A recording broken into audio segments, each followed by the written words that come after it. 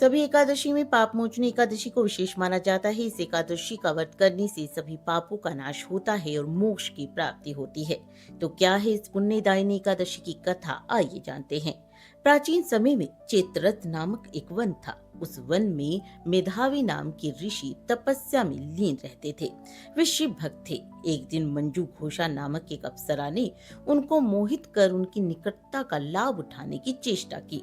इसलिए वे कुछ ही दूरी पर बैठकर वीणा बजाकर मधुर स्वर में गाने लगी।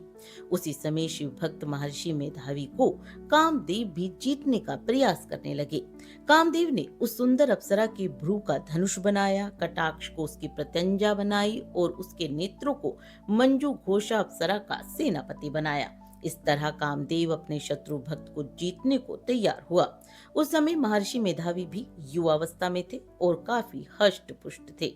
उन्होंने यज्ञोपवीत तथा दंड धारण कर रखा था। उस मुनि को देखकर कामदेव के वश में हुई मंजू घोषा ने धीरे धीरे मधुर वाणी से वीणा पर गायन शुरू किया। तो महर्षि भी मधु घोषा के मधुर गाने से उसकी सौंदर्य पर मोहित हो गए।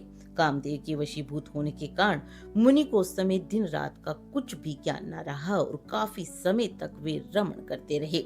तदुपरांत मंजू घोषा उस मुनि से बोली कि हे ऋषिवर, अब मुझे बहुत समय हो गया, अतः स्वर्ग जाने की आज्ञा दे दीजिए।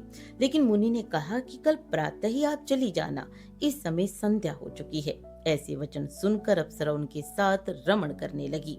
दोनों का साथ साथ बहुत समय बीत गया।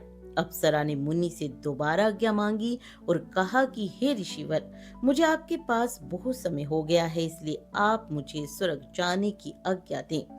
मुनि जब इस पर गंभीर हुए तो पता चला कि 57 वर्ष व्यतीत हो चुके हैं। वे अप्सरा को काल का रूप समझने लगे। ऋषि ने क्रोधित होते हुए अप्सरा को पिशाचिनी होने का श्राप दे दिया। अप्सरा क्षमा मांगते हुए इस पाप का निवारण पूछने लगी। तब मुनि ने शांत होते हुए उसे पाप मोचनी एकादशी का व्रत करने को कहा। वहीं पिता च्यवन ऋषि ने भी अपने पुत्र मुनि मेधावी को भी यह व्रत करने को कहा।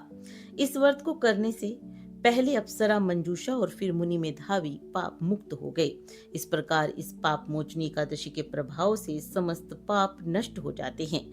इस एकादशी की कथा के श्रवण और पठन से 1000 गोदान का फल मिलता है।